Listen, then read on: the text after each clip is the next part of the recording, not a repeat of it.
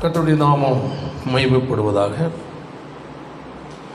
சர்வாயுத வர்க்கம் என்ற நிலையில் நாம் தொடர்ந்து அந்த ஆவிக்குரிய யுத்தத்தை குறித்து தொடர்ந்து நாம் சில மாதங்களாக என்ன செய்து கொண்டிருக்கிறோம், வசனங்களை கேட்டுக்கொண்டிருக்கிறோம். அதில் இடையில் ஒன்றை முறையாக பேசாமல் விட்டதனால் அதை நான் என்று பேச விரும்புகிறேன். விடப்பட்டதான ஒரு காரியம் பேசியிருக்கிறது. நிருபம் 6வது அதிகாரம் அந்த 15வது வசனத்தை வாசியுங்கள்.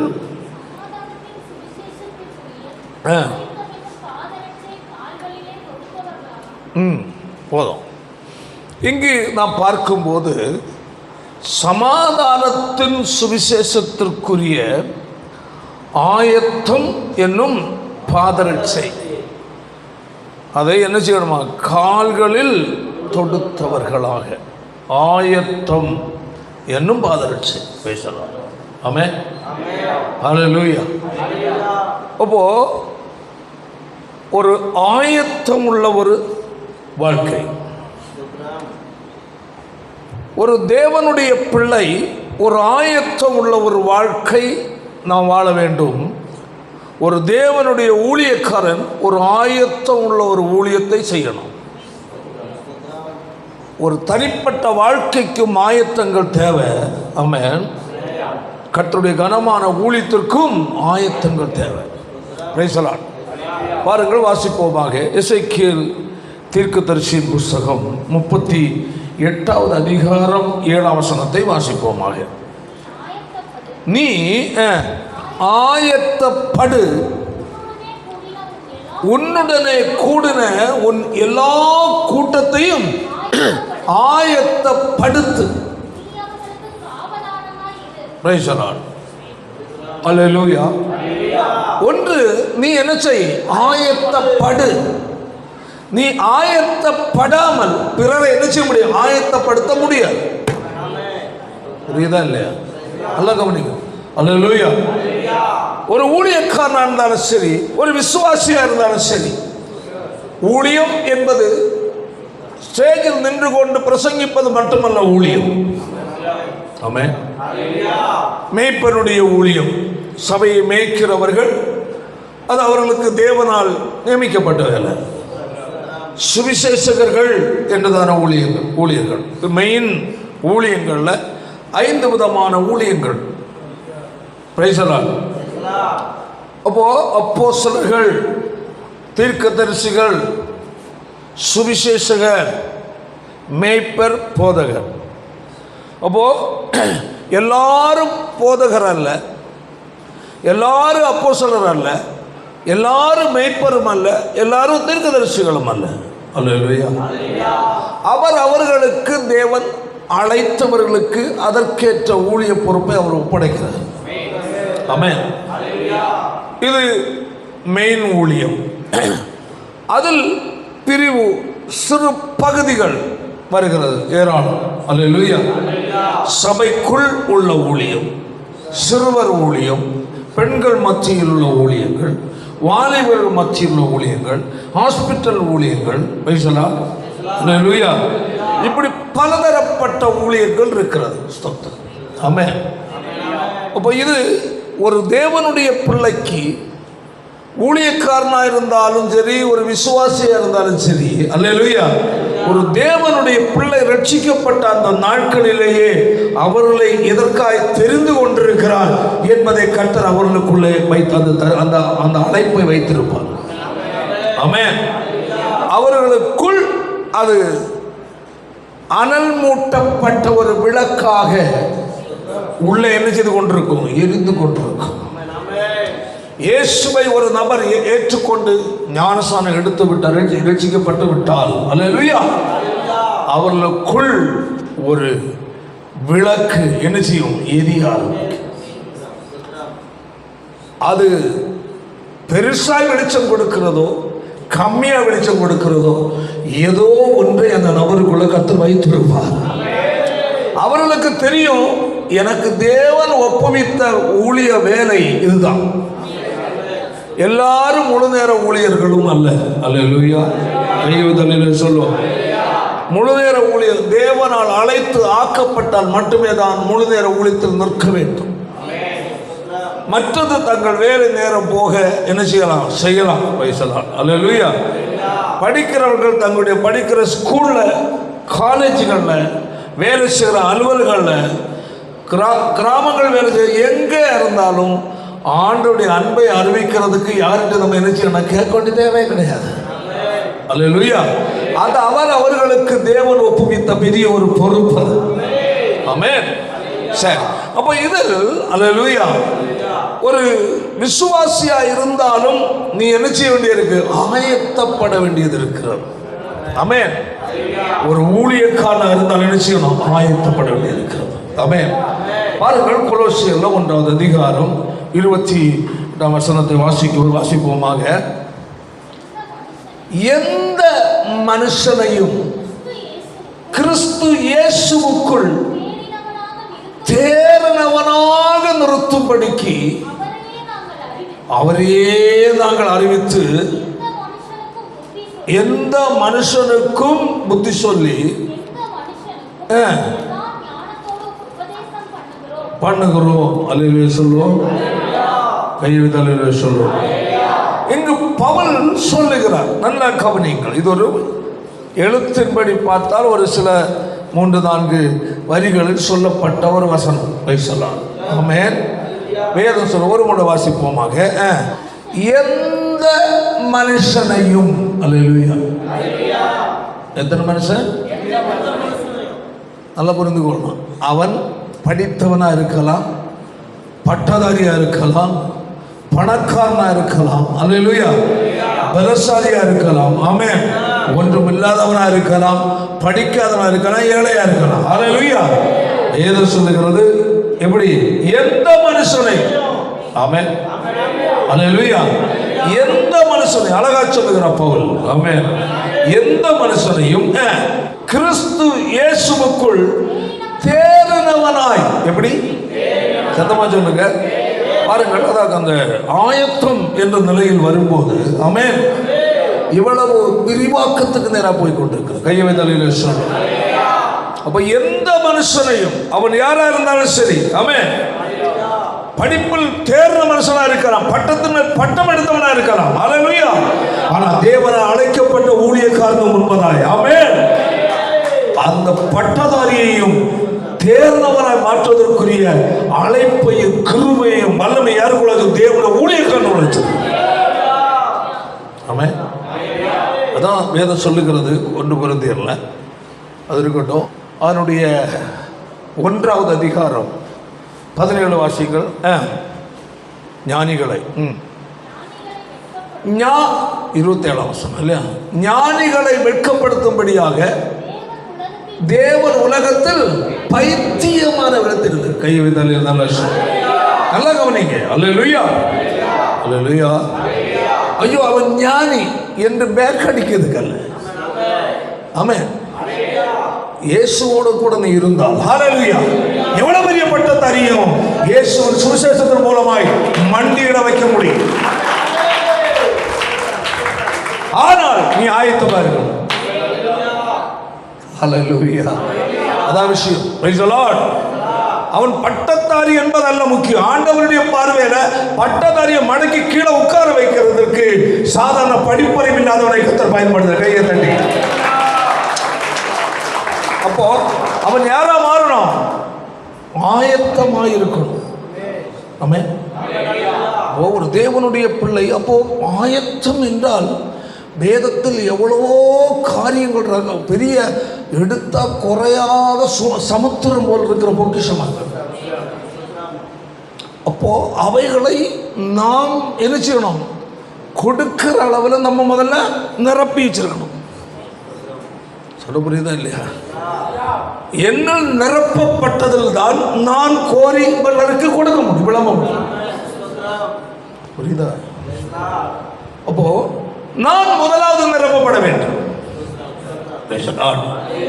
அப்பதான் போகும்போது பிறருக்கு என்ன செய்ய முடியும்? கொடுக்க முடியும். நானே காரியா இருந்தா, ஆமென், ஆமென், என்கிட்ட அந்த கொடுக்கிறது என்ன இல்லை. இல்லை, ஒரு தேவனுடைய பிள்ளை தேவனுடைய சத்தியத்தால், தேவனுடைய அபிஷேகத்தால், தேவனுடைய வார்த்தையால் ஆமென் நீ நிரப்பப்பட்டிருக்க வேண்டிய அவசியம். வேதத்தை படிக்கிறாய், உண்மை, நல்லா படிக்கணும், அல்லேலூயா. ஆனால் சத்தியங்கள், உபதேசங்கள் குறித்த விளக்கங்கள் தேவ சபையில் உனக்கு கொடுக்கப்படும்.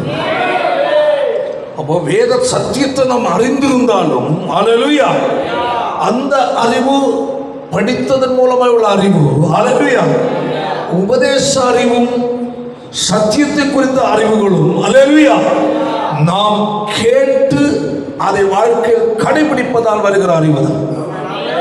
ஆமென். நல்லா புரிந்து கொள்ள வேண்டும். அவர் அதில் சொல்லுகிறார், எந்த மனுஷனையும் கிறிஸ்து இயேசுவுக்குள் தேர்ந்தவனாய். அப்போ எந்த மனுஷனையும் தேர்ந்தவனாய் அவர் நிறுத்த வேண்டும் என்றால் அவர் எவ்வளவு தேறி இருக்க வேண்டும். அல்லேலூயா.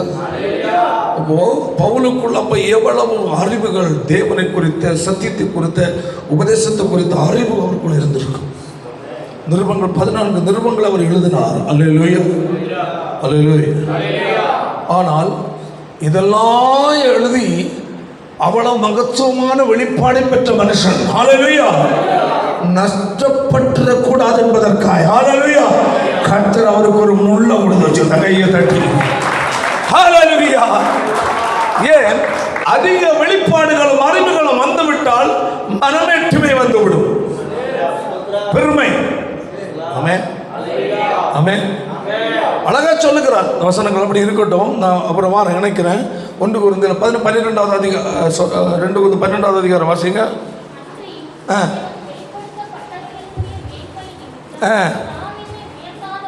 பாருங்கள், எவ்வளவு அழகா சொல்லி இருக்கிறார். அல்லேலூயா. ஒரு வசனத்தை, நான் எனக்கு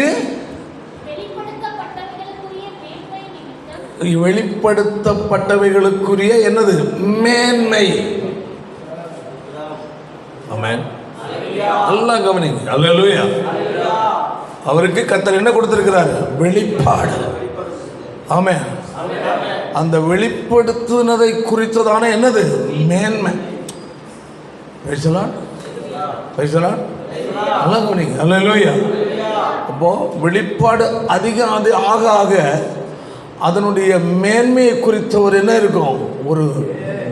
ஒரு மகிழ்ச்சியும், ஒரு திருப்தியும், ஒரு நிறைவும் இருக்கும். ஆமென். அப்போ இவ்வளவு வெளிப்பாடு எனக்கு இருக்க, ஆமென், பரலோகத்தை குறித்த இவ்வளவு அறிவு எனக்கு இருக்க. 1 15 அதிகாரம் நீங்க படிச்சு பார்த்தா தெரியும்.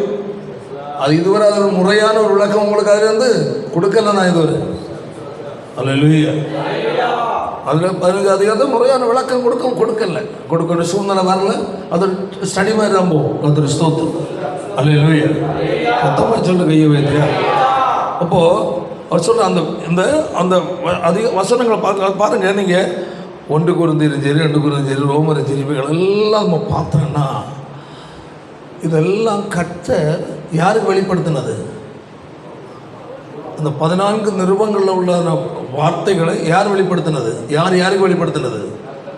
அதான் சொல்லுங்க, பவுல். அந்த அல்லேலூயா.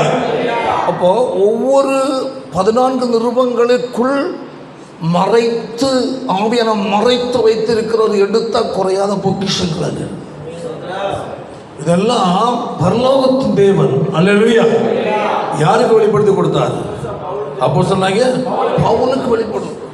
பவுலுக்கு வெளிப்படுத்தின அந்த மர்மங்களை ஒவ்வொரு சபைகளுக்கு, அந்தந்த நாட்கள் இருந்த சபைகளுக்கு, அந்த நாட்கள் இருந்த சபைகளுக்கு என்ன கற்றுக் கொடுத்திருக்கிறார். அப்போ அந்த நாட்கள் இருந்த சபைகளுக்கு கொடுத்தது அன்னத்தோடு முடியதில்லை, இன்றைக்குள்ள சபைக்கு உரியதாகிறது. மாற்ற மாட்டார் கர்த்தர். அல்லேலூயா. 1ஆம் நூற்றாண்டு சபைக்கு ஒரு உபதேசமும் 21ஆம் நூற்றாண்டில் இருக்கிற வேற ஒரு உபதேசமும் கொடுப்பாரா?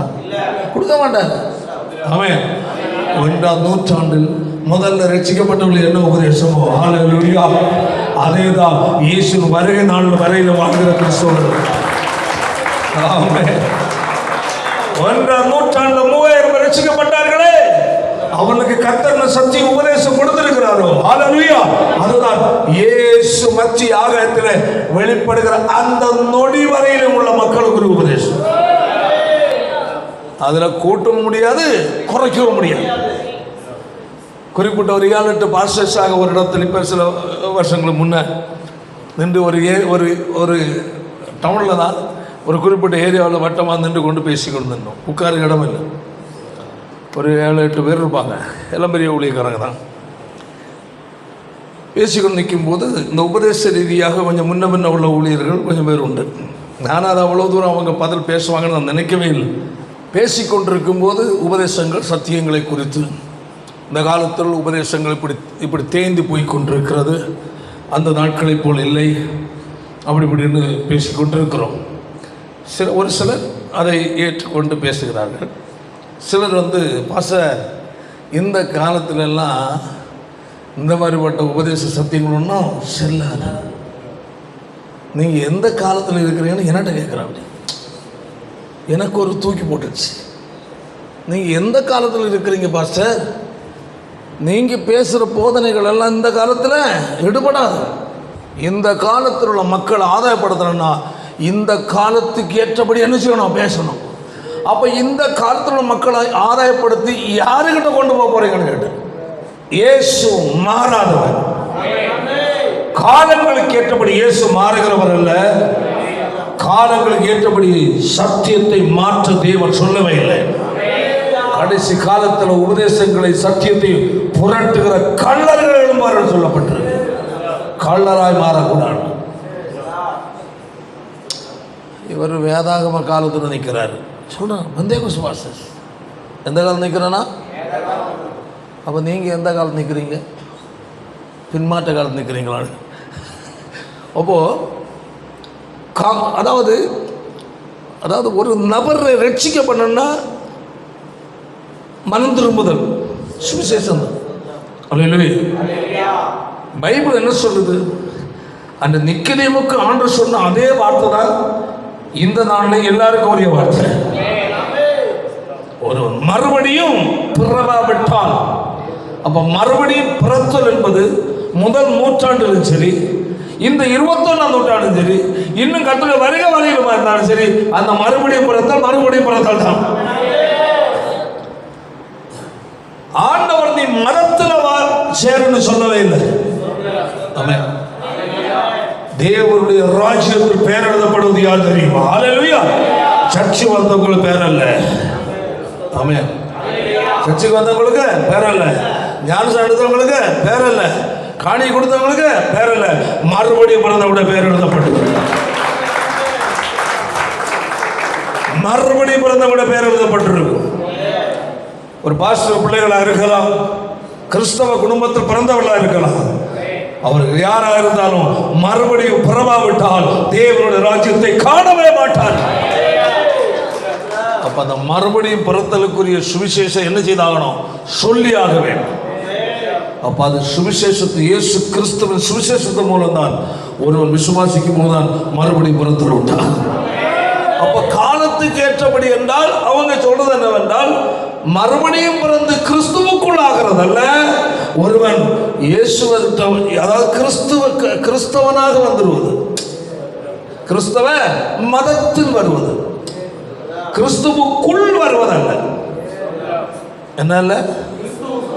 கிறிஸ்துவுக்குள் வருவதல்ல, கிறிஸ்தவன் பேர் கிறிஸ்தவன், அவ்வளோதான். சபை ஞானசானம் கொடுத்தல எடுத்து எத்தனை மாதம் ஆச்சப்பா சர்ச்சைக்கு வந்து? எத்தனை மாதம் ஆச்சு? இத்தனை மாதம் ஆச்சு, கொடுத்துருவோம், தோத்துருவோம். அல்லேலூயா. அதல்ல வேலை. ஹல்லேலூயா. ஒருத்தனா இருந்தாலும் சரி, 1 கோடியா இருந்தாலும் சரி, ஆமென், மறுபடியும் பிறவாவிட்ட தேவனுடைய ராஜ்யத்தை பார்க்க முடியாது, போக முடியாது. அந்த பேர் ஜீவ புஸ்தகத்தில் எழுதப்படாது. அது மாதிரி புரிந்து கொள்ள. கையை வைத்து அல்லேலூயா சொல்லு. ஹல்லேலூயா. என்னுடைய வாலிப நாட்களில் சில ஊழியக்காரருடைய சுவிசேஷ சத்தியத்தை கேட்கும் போது எனக்கு என்ன ஒரு சந்தேகம் வந்து, என் ரட்சிப்பு சரிதானா? உண்மையில் பாரம்பரிய கிறிஸ்தவன், சின்ன பருவத்தில் ஞானசானம் எடுத்துட்டேன், பரிசுத்தம் கிடச்சி, எல்லாம் சரிதான். அவனுக்கு வாலிபத்தில் வரும்போது முதிர்ந்த தேவனுடைய ஊழியருடைய உபதேசங்கள் சத்தியங்களை கேட்கும்போது எனக்கு என்ன ஆகி போச்சு, என்னுடைய ரட்சிப்பு சரிதானா, நான் ஞானசானத்தை சரியாக தான் எடுத்தனா, உண்மையாக மனம் திரும்பி என் பாவம் மன்னிக்கப்பட்ட எடுத்தனா, இல்லை ஏதோ ஒரு எமோஷன் எடுத்தனா என்று நானே என்னை நான் கேள்வி கேட்கிற அளவில் சத்தியங்கள் எனக்குள்ள செயல்பட்டிருக்கு. அந்த சந்தேகத்தை கொண்டு என்னுடைய பாஸ்டர்கிட்ட உட்கார்ந்து பாஸ்டர் உங்கள்கிட்ட கொஞ்சம் பேசணும், என்னப்பா சொல்லு, அவர் அடியெல்லாம் கொடுப்பார் எனக்கு. ஸ்தோத்திரம். என்ன சொல்லு. எனக்கு இந்த பிரசங்கத்தை கேட்டால் எனக்கு கொஞ்சம் மனசுக்குள்ள எனக்கு என்னுடைய ரட்சிப்பை குறித்து எனக்கு சந்தேகமாக இருக்குது. அப்போ அவர் சில பாயிண்ட் சொன்னார். ஏன்னா அவர் அதை கிளியர் பண்ணுங்க, அவர் கட்டாயம் கடமைப்பட்ட நபர். என்ன அரைகுறையை விட்டால் தேவன் விட மாட்டார் அவர். ஹல்லேலூயா. அந்த சந்தேகத்தை அவர் நினைச்சு கிளியர் பண்ணோம். அவர் மறுபடியும் பிறந்தால் என்னென்ன மாற்றம் வரும், நம்முடைய மனநிலை எப்படி இருக்கும், நம்முடைய நடைமுறை எப்படி இருக்கும், இந்த பேச்சு எப்படி இருக்கும், நம்முடைய செயல் எப்படி இருக்கும், வேத வாசிப்பு எல்லாத்தையும் குறித்து என்கிட்ட சொன்னார். அப்போதான் எனக்கு உண்டாச்சு, சந்தோஷமா இருக்குது. போய் முழங்கால் போயிட்டு ஆண்டிச்சோம். அப்பா நான் சந்தேகப்பட்டேன்ப்பா, என்னை மன்னிச்சிருங்க. ஹல்லேலூயா. எழுச்சித்தின் பாவங்களை மன்னித்தீர் என்பதை ஆமென். என்னென்ன சத்தியத்துவம் சந்தேகப்பட்ட கர்த்தரை கிளியர் பண்ணதற்காக ஸ்தோத்திரம். அப்போ ஒரு வாழ்க்கையில நம்மை சரிப்படுத்துகிறதாக உபதேசம். ஆமென். வருங்கால வாசித்தம் கிடைச்சதா? வாசித்த வாசிங்க. சொல்றாரு, எனக்கு வெளிப்படுத்தப்பட்ட மேன்மையின் நிமித்தம். அவர் தான் உங்களுக்கு சொன்னேன், அவருக்கு தேவன் என்ன கொடுத்தாராம்? வெளிப்பாடு. ஆமென். சபைகளை குறித்த வெளிப்பாடு, பரலோக ராஜ்யத்தை குறித்த வெளிப்பாடு. ஆமென். பிதாகுமார பரிசுத்தாவியை குறித்த வெளிப்பாடு. ஹல்லேலூயா. சபைகளுக்கு என்ன போதிக்க வேண்டும் அதை குறித்த வெளிப்பாடு. இப்படி அநேக காரியங்கள் குறித்த ஒரு வெளிப்பாடை அவர் பெற்றதினால் ஹல்லேலூயா தேவன் அவர் மேல் அளவு கடந்த அன்பை வைத்தார். ஆமென். அதாவது பாருங்க, ஒரு போராட்டம் நம்மளை அழுத்தி கொண்டிருக்கிறது என்றால் புரிந்து கொள்ளணும், நம்மளை கர்த்தர் நேசிக்கிறார். சில அழுத்தங்கள் நமக்கு வந்து கொண்டிருக்கிறது என்றாலே புரிந்து கொள்ளணும், நமக்கு ஏதாவது ஒன்று ரொம்ப யோசித்து துக்கப்படுற அளவில் உள்ள பிரச்சனையோ சில சரீர கஷ்டங்களோ நம்மை அழித்து கொண்டிருக்கிறது என்றால் புரிந்து கொள்ளணும், தேவன் நம்மை அன்பு வைத்திருக்கிறார். ஏன்? அது இல்லை என்றால் நாம் ஒருவேளை என்ன ஆயிடுவோம்? தவறிடும். சொல்ல புரியுதுங்க? எல்லாம் அனுகூலமாக இருக்கிற வச்சுக்கிடுவோம். வீட்டில் புருஷனும் ரொம்ப அன்பாக இருக்கிறாரு, மனைவியும் அன்பாக இருக்கிறா, அப்படி பிள்ளைகளும் கரெக்டாக இருக்கிறாங்க, நல்லா படிக்கிறாங்க, சம்பாதிக்கிறாங்க. ஓகே, இந்த பிரச்சனை இல்லை, எந்த கஷ்டமும் கிடையாது, நல்ல வருமானம் கட்டையாக வந்துட்டுருக்கு, எதை கை வச்சாலும் நல்லா இருக்கும். இந்த நிலைமையில் ஒரு ஆள் போயிட்டு இருந்தேன்னா அந்த ஆளுக்குள்ள தெய்வ பக்தி கூடுமா குறையுமா? குறையும். குறையும். காரணம், அந்த வசதிகள், வாய்ப்புகள், படிப்புகள், முன்னேற்றங்கள் அதெல்லாம் அனுகூலமாக இருக்க சத்தியத்தை ஏற்றுக்கொள்ளவும் குறைகளை சுட்டிக்காட்டு ஆவியான பேசும்போது அதை ஏற்றுக்கொண்டு குறைகளை அறிக்கையிட்டு திரும்பி வாழ்வதற்கும் ஆவிக்கிற வாழ்க்கையில் மீண்டும் வளர்வதற்குரியதொரு ஆசையும் தாகமும் என்ன செய்யாது இருக்கா? அப்படி இல்லை என்றால் ஆண்டுடைய வருகையில் ஆயத்தப்படுகிற அந்த மனநிலைகள் குறைந்துவிடும். ஆண்டுடைய வருகையில் எடுத்துக்கொள்ளப்படாமல் என்ன ஆயிடுவாங்க? கைவிடப்பட்ட லிஸ்டில் போயிடுவாங்க. இதனை கர்த்தர் என்ன செய்கிறார்? ஒரு நபரை பயன்படுத்தணும், ஒரு நபரை கர்த்தர் விசேஷமாக தெரிந்து கொண்டிருக்கிறார். ஹல்லேலூயா.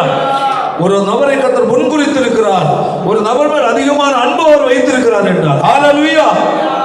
அவர்களுக்கு சில நேரம் பவுல் சொல்றதா நமக்கு வரும். என்ன சொல்றாரு? எனக்கு வெளிப்படுத்தப்பட்ட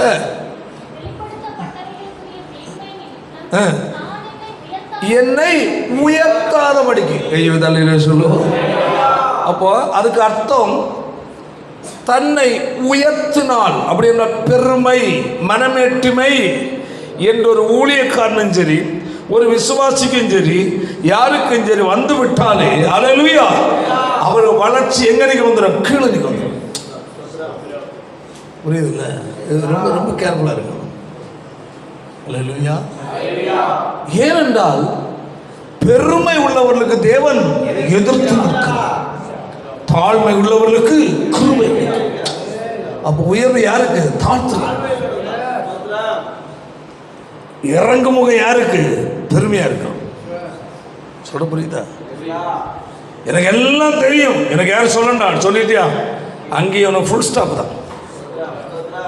என்னது? முடிஞ்சு போச்சு. அப்புறம் நீ தேவனுக்கு தேவையில்லாத நபராக மாறிடுற. எனக்கு ஒன்று தெரியாதுன்னு எப்போ நீ தாழ்த்துறியோ, ஹல்லேலூயா, அப்பதான் கர்த்தர் லிஃப்ட் பண்ணிட்டே இருப்பார். நீ சாதாரண விசுவாசியா இருக்கலாம், ஒரு ஊழியக்காரனா இருக்கலாம், ஹல்லேலூயா, கர்த்தர் முன்பதாகி தாழ்மைப்படுங்கள். ஆமென். என்னோட பெருமை சாத்தானுக்குரியது. உற்பத்தியே எங்கதான்? லூசிபர் தான். அவன் பெருமை மனமேட்டுமை கொண்டபடியினால் தான் ஹல்லேலூயா ஒளியின் தூதனாய் இருந்தவன் இருளின் தூதனாய் தள்ளப்பட்டவன்.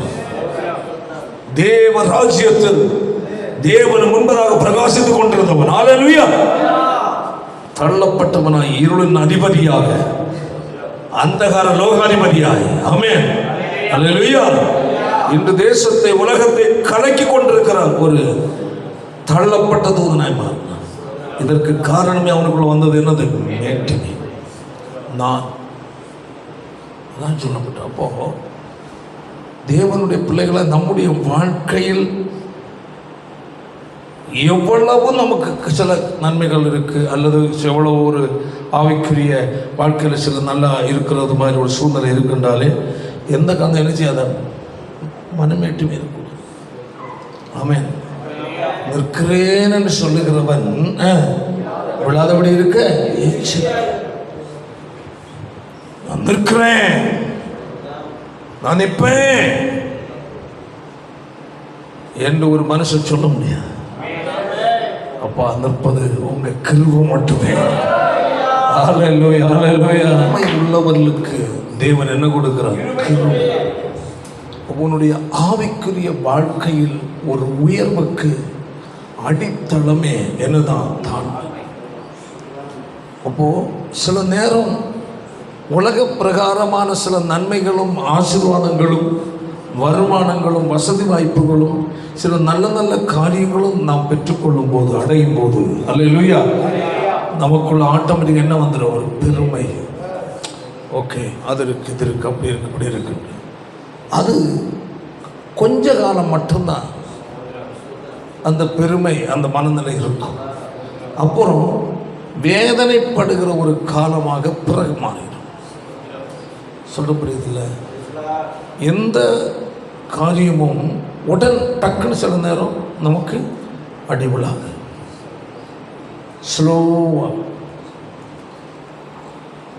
நல்லா ஆவிக்கிற வாழ்க்கையில் இருக்கிறோம்.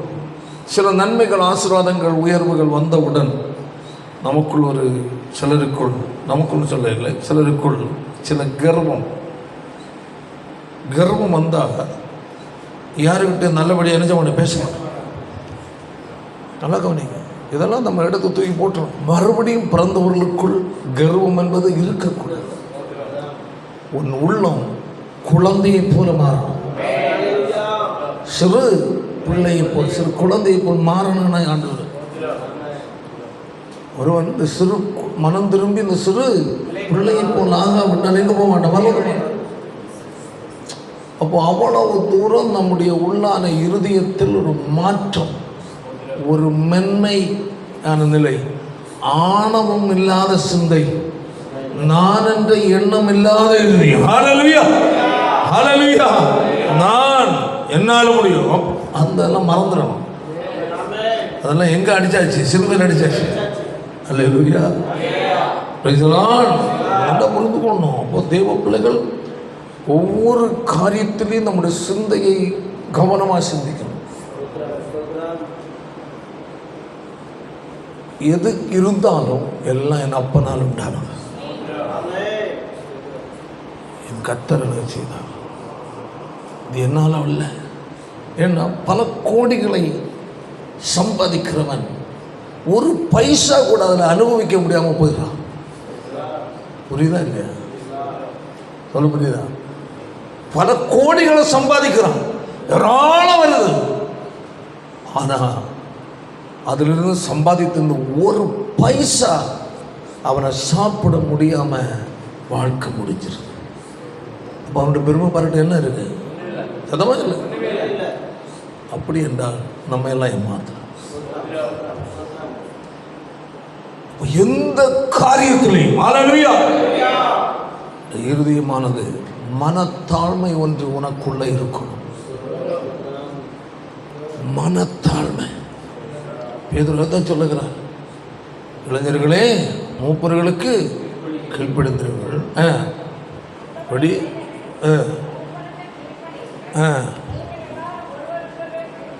கீழ்ப்படிந்து ஒருவருக்கு ஒருவர் என்ன செய்யணுமா? கீழ்ப்படிந்து மனத்தாழ்மையை அணிந்து கொள், உடுத்திக்கொள். ஹல்லேலூயா. அணிவது வெளியே தெரிவது. மனத்தாழ்மை எங்க இருக்கு? உள்ள இருக்கு. ஹல்லேலூயா. செயல்பாடு வாழ்க்கை எங்க இருக்கு? வெளியே இருக்கு. புரிந்த மாட்டவர்கள் சொல்லுவோம். ஹல்லேலூயா. நம்மளை நாம் சோதிக்கணும். ஏன் நிறுத்தி நிதானமாக ஒவ்வொரு பாயிண்டா நான் எடுத்து பேசுறேன்னாக்க ஹல்லேலூயா, நம்ம தேவையானவராக இருக்கிறார். ஆமென். Praise the Lord. எனக்கு தெரியும், நான் தேர்ந்தவன், நான் அறிந்தவன், கற்றுக்கொண்டவன். இல்லை இல்லை, ஒன்றும் தெரியாது, நான் சாதாரணமானவன். ஹல்லேலூயா. தேவனுடைய பிள்ளைக்குள்ள ஒவ்வொரு காரியத்திலையும் ஆமென் அது சொல்லப்பட்டிருக்கு. என்ன செய்யணுமா? ஒருவருக்கொருவர் கீழ்ப்படிந்து மனத்தாழ்மையை என்ன செய்யுங்கள்? அணிந்து கொள்ளும். அடுத்த வேடு, பெருமை உள்ளவர்களுக்கு தேவன் எப்படி இருக்கிறார்? எதிர்த்து நிற்கிறாரே. தாழ்மை உள்ளவர்களுக்கோ கிருபை அளிக்கிறார். எவ்வளவு ஆச்சரியமான தேவன். ஹல்லேலூயா. அப்போ ஒரு தேவனை புரிந்து கொள்ளணும். அதாவது படிப்போம், நம்ம படிப்போம், பல பல அநேக டிகிரிகள் எடுப்பாங்க, நல்லது. ஆனால் படிப்பு ஒன்றும் நம்மளை வாழ வைக்க. ஆமாம், படிப்பு ஒன்று நம்ம பரலோகத்துக்கு கொண்டு போச்சியா? எத்தனை பேர் படித்து சர்டிஃபிகேட் வீட்டிலேருந்து காஞ்சி கருவாடு ஆயிடுச்சு. படிக்கிறது நல்லது. நான் பொதுவாக சொல்லுவேன், நல்ல படி நல்லது. ஆனால் ஏதாவது ஒரு ப்ரைவேட் கம்பெனிலையாவது வேலை செய்கிற அளவில் படி. ஆமாம், பெரிய பட்டதாரிகள் இருக்குது, நம்ம சபையில் நிறைய படித்தவங்க இருக்கிறாங்க. ஓகே, எல்லோரும் கவர்மெண்ட் வேலை கிடைக்கணும்னு ஆசைகள் இருக்கும். ஆனால் எல்லோருக்கும் என்ன செய்வதில்லை? கிடைப்பதில்லை. அப்போது நம்முடைய பிள்ளைகளுடைய படிப்புகள் ஒரு தனியார் கம்பெனிலையாவது, தனியார் அலுவலகத்திலேயாவது சில ஒரு 10,000, 15,000, 25,000 பேர் சம்பளம் வாங்குகிற அளவில் உள்ள படிப்புகள் படித்துட்டு நம்ம வாழ்ந்தோன்னா நல்லா இருக்கும். சிலது படித்தா இது படித்தா இல்லை, நான் அடுத்ததும் படிக்கணும், அதுக்கப்புறம் படிக்கணும், பக்கத்து வீடையும் சேர்த்து படிக்கணும், இந்த மாவட்டத்தையும் சேர்த்து படிக்கணும். அந்த மாதிரி படித்தா கடைசியில் ஓட்டாண்டியாட்டம் வந்து நிற்கிறது தான் படித்தா. ஆமாம், அதுக்குள்ள வேலை இருக்கா? இல்லை. நம்ம சபையில் போய் கேட்குற நிறைய பல படித்தவங்க இருக்கிறாங்க.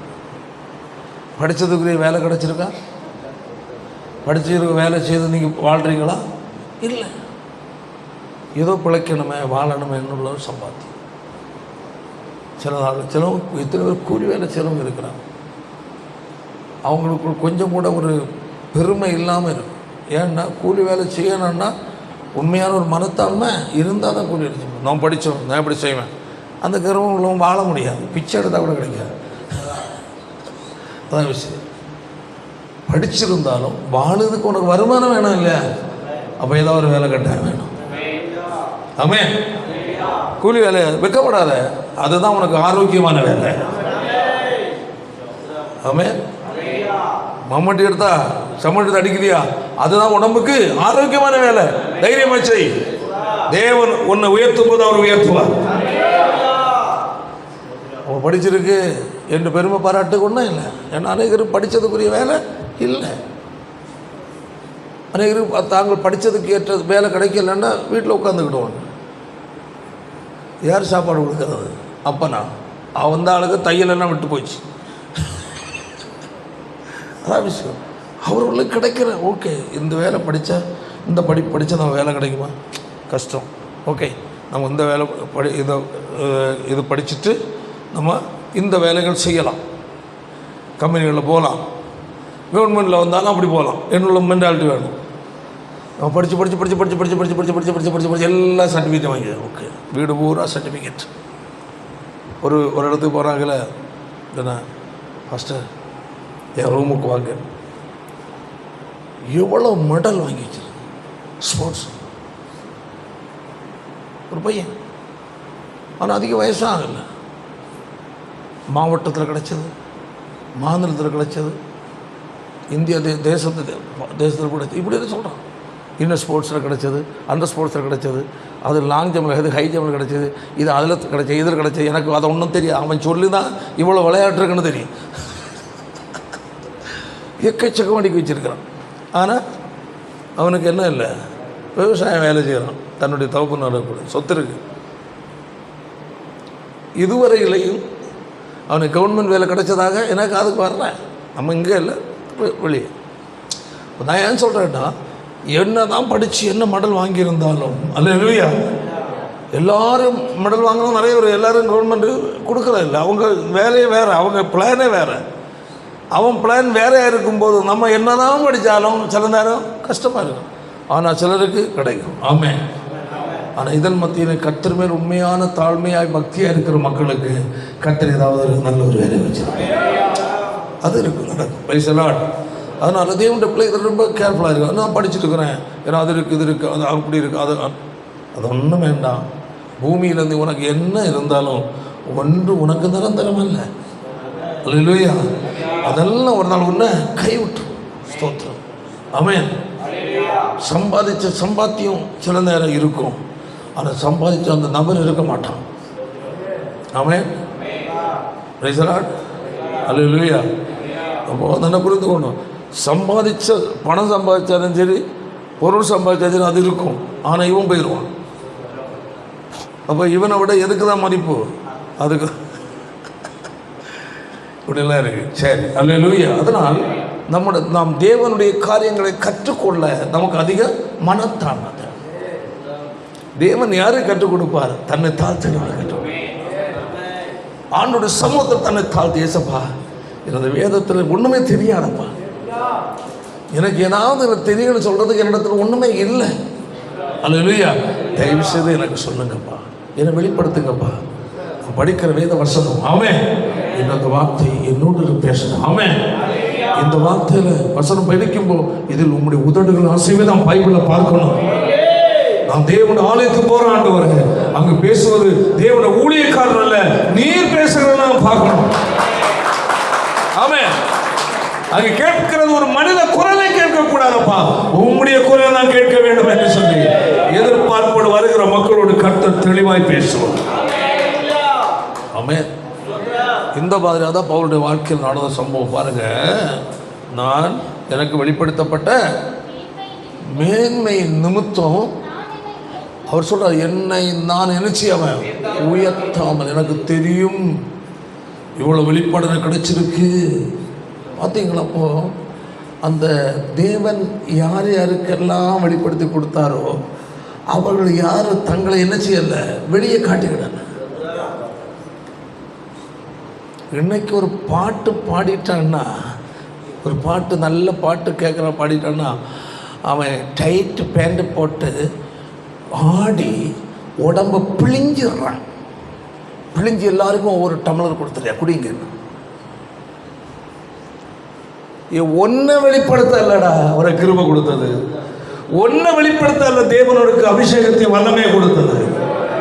உன் அழகையும் உன் பாடலுடைய பெருமையை காட்டுவதற்கு அல்ல, அப்பாவை வெளிப்படுத்துவதற்காக. ஆண்டவரை வெளிப்படுத்த விரும்புகிறவன் தன்னை மறைத்துக் கொள்வார் சிலுவைக்கு பின்னால். ஆமென். ஹல்லேலூயா. தேவனுடைய ஊழியக்காரர்கள் இதில் ரொம்ப ரொம்ப கவனமா இருக்கணும்.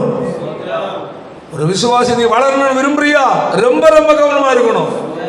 கர்த்தருடைய வருகைக்கு போதகனை ஆயத்தமா பண்ணணும்னு ஆசைப்படுறியா, ரொம்ப ரொம்ப கவனமா இருக்கு. சத்துரு பல நிலையில கிரியிச்சு. ஆமென். அதான் சொல்கிறார். அதான் சொல்லிட்டு சொல்கிறாரு, என்னுடைய சரீரத்தில் என்ன கொடுக்கப்பட்டது? முள். அதை வாசிப்போம் தொடர்ந்து.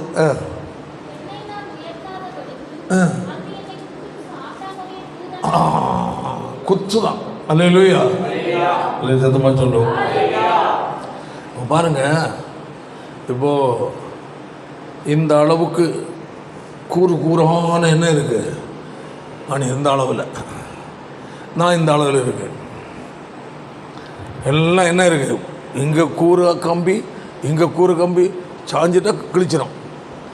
அப்போது மேலே இருந்தும் இந்த அளவு நிற்கி, இதுக்குள்ளால் ஒரு தவறை விட்டுருக்கு, என்ன விட்டுருன்னு வச்சுக்கிடுவோமா?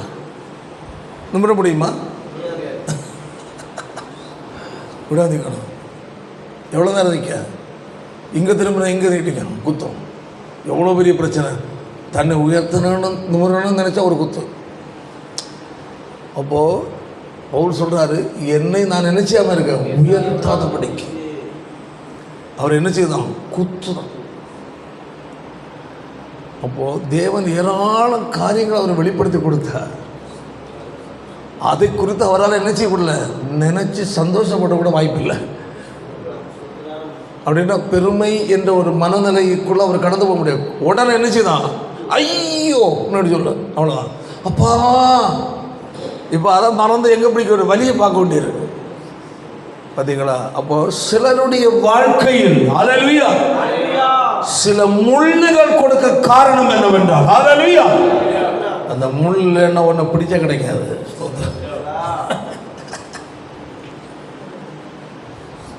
பிடிச்சா கிடைக்காது. அதனால தான் கர்த்தர் வச்சிருக்காரு. ஏன் அவ்வளவு தூரம் உன் மேலே ஒரு அன்பு வச்சிருக்கிறார். பவுல் மேல் அவ்வளவு அன்பு வச்சதுனால ஹல்லேலூயா பவுலுக்கு தேவன் என்ன கொடுத்தாரு? முள்ள கொடுத்தார். வாசிப்போம். என்னை விட்டு நீங்கும்படிக்கு எத்தனை முறை? 3. ஆண்டவரே என்னால் முடியலப்பா. நம்ம எல்லாம் பலர் பல காரியத்தை ஜெபம் பண்ண அழுது முடியலப்பா, தயவு செய்து என்னோட மாற்றினுங்கப்பா, நான் தாங்க முடியல ஐயோ ஐயோன்னு கத்துவாங்க சிலவங்க. அதான் ரொம்ப யோசிப்பேன். சில முள்ளெல்லாம் கூராக இருக்கும், மூச்சு கூட இழுத்து விட முடியாது. மூச்சு இழுத்து விட்டால் வயிறு முன்ன தள்ளுதில்லை, குத்தம் சோத்தரம். அந்த அளவில் கொண்டு கற்று சில நேரம் மாட்ட வைப்பார். என்னடா செய்யறது? நானும் கூட நினச்சிருப்பேன், நம்ம எப்படி அதில் வந்து மாட்டணும். பிறகு தான் கத்தர் காட்டுவார், ஐயோ நீ வந்து மாட்டல, கத்தர் அந்த இடத்துல கொண்டு வச்சிருக்கிறாரு. ஒரு சூழ்நிலை உனக்கு எதிராக வருகிறது என்றாலே அல்லேலூயா. அதாவது எல்லாருக்கும் நான் சொல்லலை, அதை விடுவோம். கத்தரை நேசித்து ஆமென் கத்தரோடு அதிகமாக நெருங்கணும் விரும்புகிற ஒரு தேவனுடைய பிள்ளைக்கு அல்லேலூயா ஒரு நெருக்கமான சில சூழ்நிலைகள் உன்னை சூழ நிற்கிறது என்றாலே புரிந்து கொள்ளணும், உண்மையில் தேவன் அளவு கடந்து அன்பு வச்சிருக்கிறார். அந்த நெருக்கமான சூழ்நிலை உனக்கு இல்லை என்றால் அல்லேலூயா சில நேரம் நான் என்ற ஒரு எண்ணம் உனக்குள்ள தலை தூக்கி, நான் என்ற எண்ணம் தலை தூக்கி விட்டால் தேவன் உன்னை குறித்து வைத்திருக்கிற தேவ திட்டம் அங்கு நடக்காது. புரியுதா இல்லையா? நான் என்ற எண்ணம் யாருக்குள்ள வருதோ, எனக்கு எல்லாம் தெரியும் என்று வருதோ, நான் யார் தெரியுமா என்று வந்துருச்சா, அதுக்கப்புறம் உன்னை குறித்து தேவன் வைத்திருக்கிற திட்டம் அங்கே என்ன செய்ய நிற்க தேவன் செய்ய மாட்டேன், அமைதியாகிறார். ஓஹோ இவன் இவ்வளோ தூரம் ஆகிட்டான். நான் இல்லை, சில நேரம் சிலவங்களை நல்ல கொடுத்து கரெக்ட் பண்ணி எடுப்பார். பேதுரு அப்படியே கொண்டு வந்தார். ஹல்லேலூயா. சிலர் தள்ளிவிட மாட்டார், அவங்கள பல சூழ்நிலைகளை கொண்டு போவார். அதாவது ஒரு ஒரு ஒரு கம்பெனியில் ஒரு ஒரு ஒரு பாத்திரம் எதுவும் சரி, ஒரு உலோகத்தில் ஆக்கப்பட்ட ஒரு பாத்திரம் அல்லது ஒரு ஜுவல்ஸ் உருவாக்கி வர வேண்டும் என்றால் அந்த அச்சு வழியாக அது என்ன செய்தாகணும்? கடந்து சென்றே ஆகணும். அது கடந்து போகாத வரைக்கும் அந்த செய்கிற மனுஷன் எதிர்பார்க்கிற நிலையை அது அடையும். தேவன் எதிர்பார்க்கிற ஒரு நிலை உன்னிடத்தில் உருவாக வேண்டும் என்றார். அல்லேலூயா. நெருக்கமாகிய அவன் போராட்டமாகி அச்சுவழியை கடந்து போய் ஆக வேண்டும். அந்த போராட்டமாகி அச்சுதான் ஒரு நாள் உன்னை உருவாக்கி வெளியே கொண்டு வரும். பரியாசங்கள் வரலாம், நிந்தைகள் வரலாம், நெருக்கங்கள் வரலாம், ஒதுக்கலாம், உதவாதவன் தள்ளலாம். அல்லேலூயா. இவன் இந்த பக்கம் வராதன்னு கூட சொல்லலாம். கவலைப்படாத, அந்த அச்சு தேவன் உனக்கு வச்சிருக்கிற அச்சு. ஒரு நாள் உன்னை உருவாக்கி தேவன் வெளியே கொண்டு வருவார். ஆமென். அன்று உன்னை நிந்தித்த பரிகாசத்தை தள்ளுகிறதான நபர்கள் எல்லாரும் வெட்கப்பட்டு தலை கவிழ்ந்து இருப்பார்கள். கர்த்தருடைய வார்த்தை கேட்கிற அன்பான தேவனுடைய பிள்ளையே, அல்லது ஒருவேளை இந்த இதில் கொடுக்கிற தேவ செய்தியை நீங்கள் எங்கிருந்து கேட்டாலும் சரி, ஆமென், நான் உங்களுக்கு சொல்லுகிற ஒரே ஒரு ஆலோசனை, அல்லேலூயா, உங்களை தாழ்த்துங்கள். ஆமென். மனத்தாழ்மை அணிந்து கொள்ளுங்கள். ஆமென். உங்களின் தேவன் அதை எதிர்பார்க்கிறார். தேவன் விரும்புகிறதான தேவ சித்தம் உங்கள் மூலமா தேவன் செய்து எடுக்க வேண்டும் என்றார். ஒரு மனத்தாழ்மை கட்டாயம் தேவை. அதை சொல்றாரு. அதை இந்த முள்ள என்ன விட்டு நீங்கும்படி நான் எத்தனை முறை 3 தான் ஜெபம் பண்ணியிருக்கிற பாவம். ஆனால் ஆண்டவர் என்ன சொன்னார் தெரியுமா? பதில் என்ன சொன்னார் பாருங்க, ஒரு நிமிஷம். பரவாயில்ல, என் மகன் பவுல் ரொம்ப அழுறான், அவன் அழுது என்னால் தாங்கவே முடியல. என்னோட மகன் ஐயோ எனக்காக உழைச்சவன், ஓடனவன், இத்தனை சபையை அவன் ஸ்தாபிச்சான், இத்தனை சீசனில் உருவாக்குறான், இவனுடைய பிரசங்கத்தில் எத்தனை பேர் ரட்சிக்கப்பட்டாங்க, எத்தனை பேர் மரித்தோட உயிரோடு எழுப்புறான். சரி, இவன் ரொம்ப அழுறான், சரி இவனுக்கு அந்த கஷ்டத்தை அந்த அந்த முள்ள நம்ம என்ன செய்திடலாம், மாற்றிடலாம் என்று தேவன் நினைச்சாரா? எவ்வளோ பெரிய காரியம். ஹல்லேலூயா. ஏன்னா என் மகன் ராத்திரி பகலாக ஓடுறான், ரெஸ்ட் இல்லாமல். கடலில் வந்த சேதங்கள், உடுதுணி இல்லாத வாழ்க்கை, சாப்பாடு இல்லாத வாழ்க்கை, அவன் உருவாக்குற சீசமாரெல்லாம் அவனுக்கு எதிராக செயல்பட்டான். அவன் கண்ட்ரோலில் நிற்காம அவன் மேலே ஓடி போயிட்டான் விருப்பத்துக்கு. சிலவன் பணத்துக்கு பின்னாடி ஓடி போனான், சிலவன் தூஷித்து நடந்தான், குற்றச்சொல்லி நடந்தான், சிலவன் சண்டைக்கு நின்னான், இவனை கொல்லணும்னு சொன்னான். இப்படியெல்லாம் நிற்கிறாங்க. இதெல்லாம் என் மகன் சகிக்கிறான். ஒவ்வொரு சபையை குறித்த பாரம் அவனுக்கு இருக்குது. அந்த 14 நிருபங்களை எழுதணும்னா எவ்வளோ பாரப்பட்டிருப்பார், எவ்வளோ உபவாசம் போட்டிருப்பார், எவ்வளோ கண்ணீர் உடைத்திருப்பார், எவ்வளோ பெருமூச்சு விட்டுருப்பார் பாருங்க. அதில் எபேசியர் ஒரு ஜெபம், அவருக்கு ஜெபத்தை நம்ம பார்க்க முடியும். எபேசியரில் 3ஆவது அதிகாரம் 16 வசனம் பார்ப்போம்.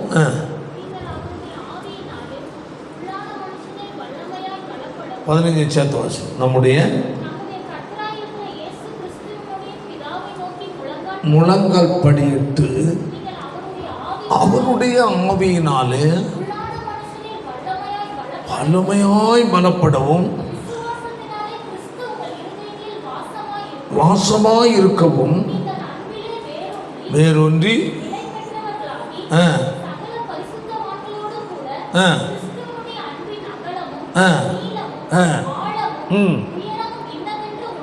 உணர்ந்து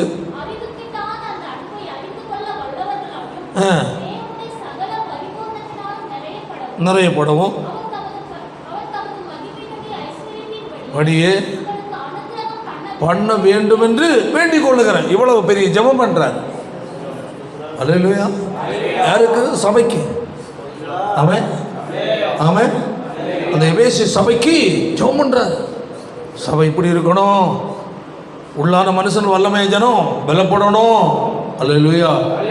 விசுவாச கிறிஸ்து உங்களுக்குள்ள என்ன செய்யணும்? அவர்களுக்குள் வாசமா இருக்கணும் என்றெல்லாம் சொல்லி சபைக்கு என்ன செய்யறார்? ஜெபிக்கிறார். ஆமென், ஆமென். பவுல் தன் மூலம் ரட்சிப்புக்குள் வந்த, தன் மூலம் ஸ்தாபிக்கப்பட்ட, தன் மூலம் கண்காணிக்கப்படுகிற சபை மக்களுக்கு என்ன செய்கிறார்? கண்ணீரோடு ஜெபிக்கிறார். அப்போ ஒரு ஊழியக்காரனுக்கு எவ்வளோ பொறுப்பு இருப்பார். ஆமென். நம்ம நினைப்போம், பாஸ்டா அவர் சாப்பிட்டார், வெள்ளை எப்போ பார்த்தாலும் வெள்ளை உடுத்திட்டு அங்கே போகிறாரு, இங்கே போகிறாரு, சில நேரம் எங்கேயும் போகிறதில்லை. அவருக்கு என்னப்பா நினைக்கிறீங்களா?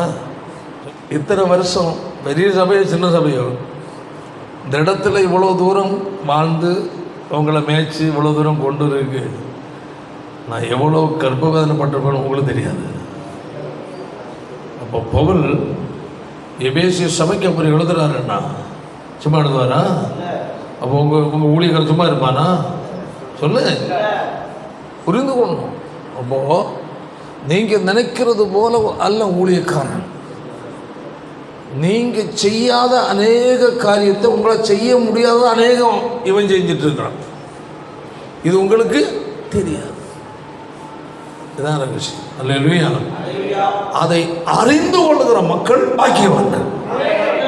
அப்படி புரிந்து வாழ்கிற மக்களுடைய வாழ்க்கை தரவு சபைக்குள்ள வித்தியாசமா இருக்கும். பாஸ்டர் அவர் எவ்வளோ கஷ்டப்படுறாரு, சாப்பாட்டு கஷ்டப்படுறாருன்னு அல்ல, அவன் அவன் சாப்பாட்டுக்கு அவர் கஷ்டப்படுறாரு அதல்ல, அவன் அவர் எங்களுக்காக பிரயாசப்படுற மனுஷன், எங்களுக்காக தேவசத்தம் மன்றாடுகிற மனுஷன், அவன் எங்களுக்காக தேவசத்தம் பரிந்து பேசுகிற மனுஷன், அவன் எங்களுக்கு தேவனுடைய வார்த்தையை கொடுப்பதற்காக கர்த்தர் சம்பந்தத்தில் விழுந்து கிடக்கிற மனுஷன் என்றுள்ள ஒரு அறிவுள்ள மக்கள் இம்மி அளவு கூட ஊழியக்காரன் என்ன செய்ய மாட்டாங்க, துக்கப்படுத்த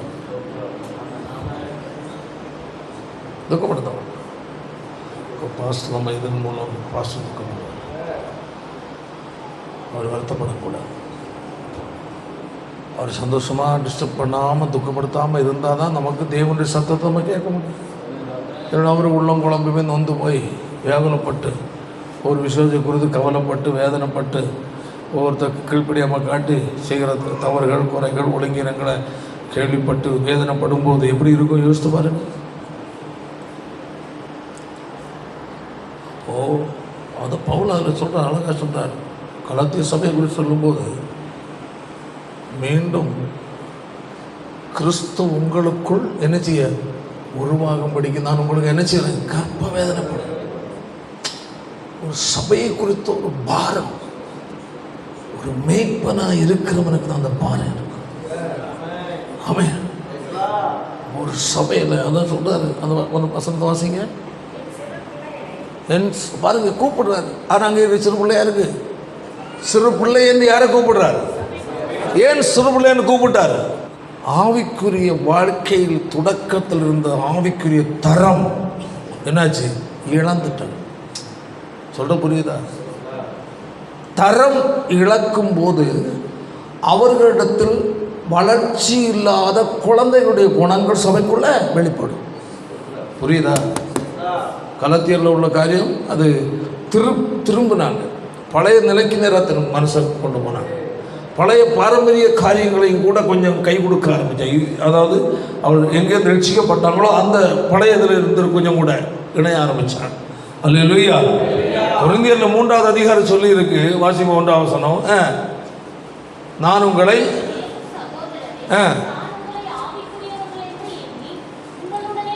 அப்போ வளர்ந்தவர்கள் என்றால் யாரு சொல்லுங்க?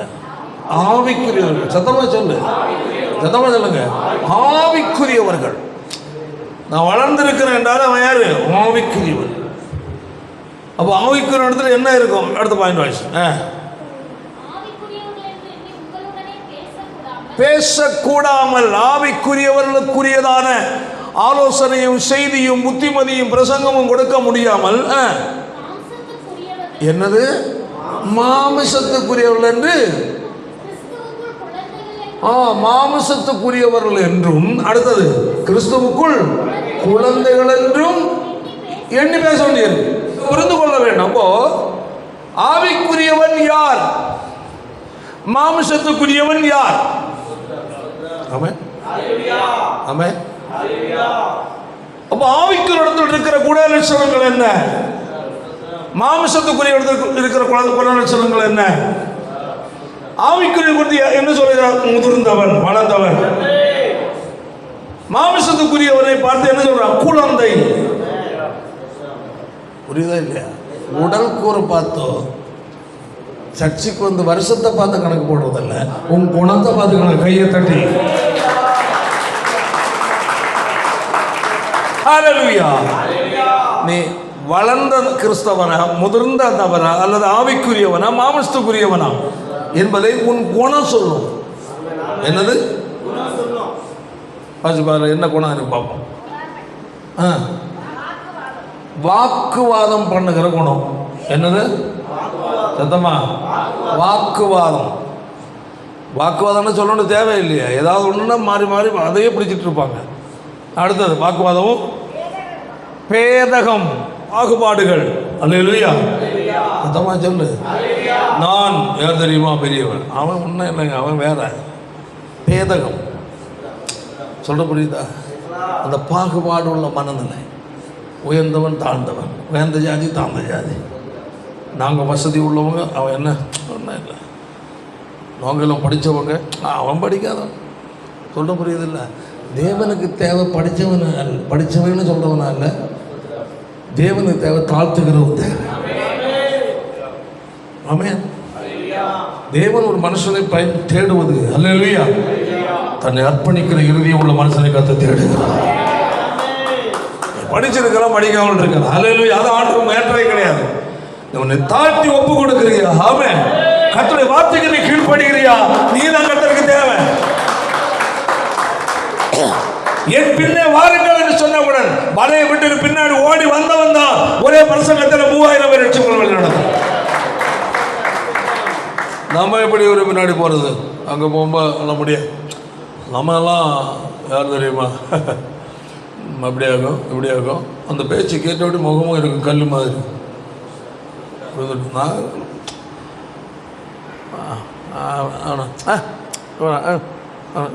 அப்படி அவனா அவளா அந்த மாதிரி உருப்பட மாட்டான். செத்தா உருப்பட மாட்டான். அவன் சிறியவனோ பெரியவனோ, ஏழையோ பணக்காரனோ, படித்தவனோ படிக்காதவனோ, உன்னை போல நீ அவனை நேசிக்கிற இறுதி உனக்கு இருக்க. நீ தான் கர்த்தருக்கு தேவை. மற்றவள் அற்பமா எண்ணுகிற இறுதியும் ஒரு தேவனுடைய பிள்ளைக்குள்ள இருக்கவே கூடாது. அப்படி அற்பமா எண்ணப்பட்டவர் தான் யாரு? பேதுரு. மீன் பிடிச்சுக்கிறவன், நாகரிகம் இல்லாதவன், நல்ல ட்ரெஸ் உடுக்கு நேரம் கிடைக்காதவன். ஆமென். எப்பவும் சுத்தமா இருக்க முடியாத ஒரு தொழில் செய்கிறவன், அவனை தான் தெரிந்து கொண்டார். ஹல்லேலூயா. பெரிய பெரிய ராஜாக்களையும் கூட சந்திப்பதற்கு, ஆமென், நான் என்று சொல்லி ராஜாக்களை உயர்த்துக் கொண்டிருக்கிறவர்களை சந்திப்பதற்கு தெரிந்து கொண்ட நபர்கள் அவர்கள் தான். பெருமை நான் என்றதான சீறி வந்தவனை கர்த்தர் குழந்தையாய் மாற்றினான்.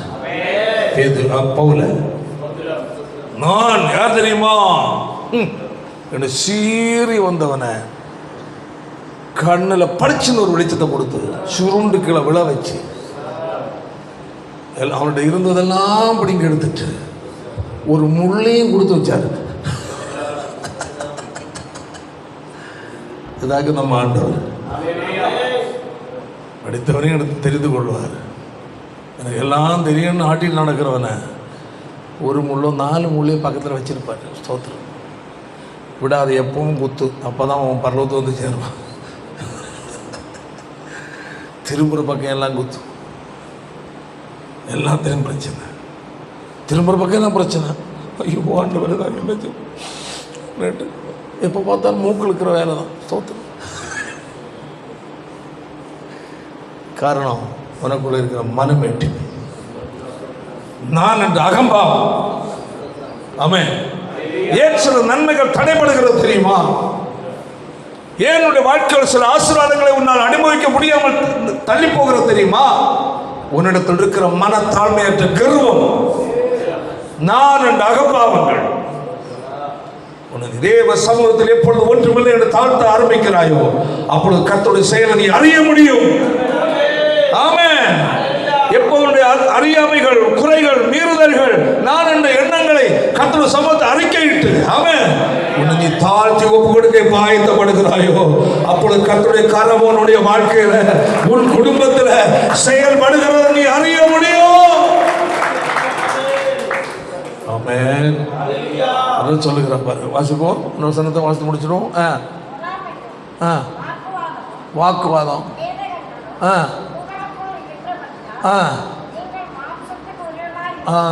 மாமிசத்துக்குரியவன்னா யார்? காதலி மூக்கிலி ஒன்றும் இல்லை, ஒயிட்டோன் ஒயிட்டில் ஒப்பும் ஒரு காலம் மாறலை. அப்படியா? அதை முதல்ல புரிஞ்சுக்கணும். உள்ள மாறாமல் நீ வேலை எவ்வளவு மாற்றினாலும் நீ போலி. நான் வெண்மை ட்ரெஸ்ஸை நான் எப்பவும் விரும்புகிறேன். ஏன்னா வேறு வழி இல்லை, நான் தான் போட்டாங்க. அப்போ அதனால தான் பேசுகிற துணி தைரியமாக. நீ வெளியே உன்னை எவ்வளவு மாற்றிக்கொண்டாலும் வெள்ளை ட்ரெஸ்லேயே வாழ்ந்து தூங்கும்போது வெள்ளை ட்ரெஸ்ஸு தோற்றுரும். காதுலையும் இல்லை, மூக்கிலையும் இல்லை, கையிலையும் இல்லை, ஒன்றுலையும் இல்லை. அப்படி இருக்கிறது நல்லது. ஆனால் அப்படி இருந்தும் உன்னிடத்தில் இதில் தான் சொல்லப்பட்டதான குணங்கள் உங்ககிட்ட இருக்குன்னு நீ என்னதான் குழந்தை, நீ மாமசத்துக்குரிய நபர். உள்ள மாறி வெளியே மாறுதா, நீ தான் ஆவிக்குரியவன். அதை நீ நிர்ணயம் பண்ணிக்க. ஒவ்வொரு தேவனுடைய பிள்ளைகளையும் அதை நீ சோதித்து பார்க்க. நான் ஆவிக்குரியவனா, மாமசத்துக்குரியவனா? நான் கிறிஸ்துவுக்குள் வளர்ந்தவனா, நான் கிறிஸ்துவுக்குள் குழந்தையா என்று உங்களை நீங்கள் நிதானித்து தேவ சமூகத்தில் ஒப்பு கொடுத்து அல்லேலூயா இந்த நாட்களில் ஒரு ஆயத்தம் என்ற நிலைக்கு நேராக நம்முடைய ஸ்டெப்பை வைப்போம். கர்த்தருடைய ஆசீர்வாதம் முழங்க பிடிச்சோம். தேவ சமூகத்தில் ஒரு தேவனுடைய பிள்ளை நம்மை தாழ்த்து ஒப்பு கொடுப்போம். ஆண்டவரே, நான் ஒன்றுமில்லை அப்பா. தாழ்மை உள்ளவர்களுக்கு தேவன் கிருபை அளிக்கிறவராக இருக்கிறார். பெருமை உள்ளவர்களுக்கு தேவன் எதிர்த்து நிற்கிறார். தாழ்மையுள்ளவரிடம் தங்கிடுவே கிருபை. தாழ்மையுள்ளவரிடம் தங்கிடுவே கிருபை. வாழ்நாளெல்லாம் அது போதுமே, சுகமுடன் தாம்பலமுடன்.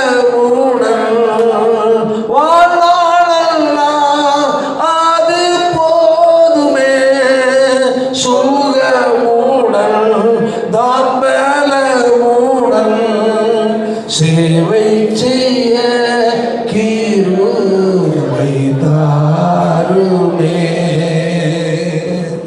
சேவை செய்ய கிருபை தாருமே. தங்கிருபை பெரிதல்லோ எம் ஜீவனினும் அதே. இம்மட்டும் காத்ததுவே இன்னும் தேவை கிருபை தாருமே. இன்னும் தேவை கிருபை தாருமே. நிர்மூலமாகாததும் நிற்பதுமோ கிருபை. நிர்மூலமாகாததும்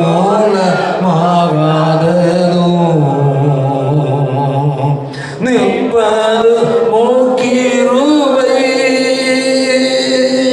நீசனன் பாவம் நீங்கினதே, நித்திய ஜீவன் பெற்றுக்கொண்டே. நீசனன் பாவம் நீங்கினதே, நித்திய ஜீவன் பெற்றுக்கொண்டே. காத்துக்கொள்ள கிருபை தாருமே. காத்துக்கொள்ள கிருபை மே. தம் கிருபை பெரிதல்லோ எம் ஜீவனிலும் அதே.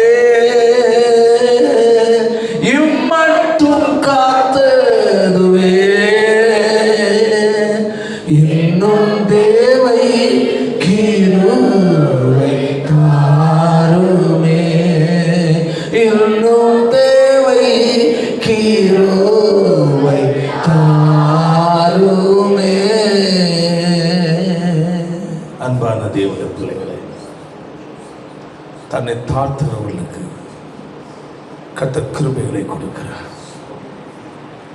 அதிகாலதோறும் அந்த கிருபை புதியது. நிர்மூலமாகாமல் நிற்பது கர்த்தருடைய கிருபையே. சொந்த பலத்திலோ, சொந்த முயற்சியிலோ, சொந்த ஞானத்திலோ, சொந்த அறிவிலும் நிற்க முடியாது. ஒவ்வொரு நிமிடமும் கர்த்தருடைய கிருபை நமக்கு தேவை. யார் தங்களை தாழ்த்துகிறார்களோ அவர் உயர்த்தப்படுவார்கள். யார் ஆயத்தப்பட முடியும் தெரியுமா? தங்களை தாழ்த்துகிறவர்கள். முதலாவது ஆயத்தப்பட. ஆயத்தம் என்பது ஒரு பாதரட்சை. நீ ஆயத்தப்படாமல் ஒன்று செய்ய முடியாது, வாழ விட முடியாது. தெய்வ சமூகத்தை ஆயத்தப்பட உனக்கு தேவை ஒரு அர்ப்பணிக்கப்பட்ட ஒரு இறுதி, தாழ்த்துகிற இறுதி, ஒன்றுமில்லை என்று வெறுமையாக்குற இறுதி. தெய்வ சம்பந்தம் ஒப்பு கொடுப்போம். எல்லாச்சும் நல்ல பிதாவே, நல்ல வேலைக்கு ஆயிடுச்சோம். இந்த நாங்கள் வந்து ஆயத்தம் என்னும் பாதரட்சி என்ற தலைப்பில் சில காரியங்களை நாங்கள் கேட்டோம். வேதவசனத்தின் மூலம் எங்களோடு இடைப்பட்டு அதற்காக ஸ்தோத்திரம். முதலாவது நாங்கள் ஆயத்தப்படாமல் நாங்கள் பிறரை ஆயத்தப்படுத்த முடியாதப்பா. நாங்கள் ஆயத்தப்பட்டவர்களாக எங்கள் வாழ்க்கையில் செயல்பாடுகள், பேச்சுகள், நடைமுறைகள் ஜனங்கள் மத்தியில் வெளிப்படட்டும். அந்த நிலையில் எங்களை தாழ்த்தி அர்ப்பணித்து கர்த்தர் முன்பதாக நாங்கள் தாழ்மைப்பட்டவர்களாய் ஒப்பு கொடுத்தவர்களாய், ஆமென், தேவன் விரும்புகிற ஒரு அர்ப்பணிக்கப்பட்ட ஒரு வாழ்க்கை வாழ கர்த்தர் கிருபை தருவீராக. சொல்லுகிற பவுலுக்கு தன்னை உயர்த்தாதபடிக்கு மாமிசத்தோடு முள் கொடுக்கப்பட்ட பிறகு 3 முறை ஜெபித்து அந்த முள் மாற்றப்படவில்லை. உன் பலவீனத்தில் என் பலன் பூர்ணமாய் விளங்கும், என் கிருபை உனக்கு போதும் என்று சொல்லி அந்த இடத்தில் தேவன் நம்முடைய கிருபையினால் தம்முடைய தாசரனை பலப்படுத்தி பாதுகாத்தீர். எங்கள் வாழ்க்கையில் தேவனுக்கு நாங்கள் எதையாயிலும் பெற்றுக்கொள்ள, தேவனுக்கென்று நான் எதையாயிலும் பயன்பட எங்கள் வாழ்க்கையில் ஒரு தாழ்மை தேவை என்பதை நாங்கள் அறிகிறோம். கர்த்தர் நாட்கள் ஒவ்வொரு ஆசீர்வதியும் பெரிய காட்ட செய்யும். இயேசுவின் மூலம் ஜெபிக்கிறோம். ஜெபங்கள் நல்ல பிதாவே.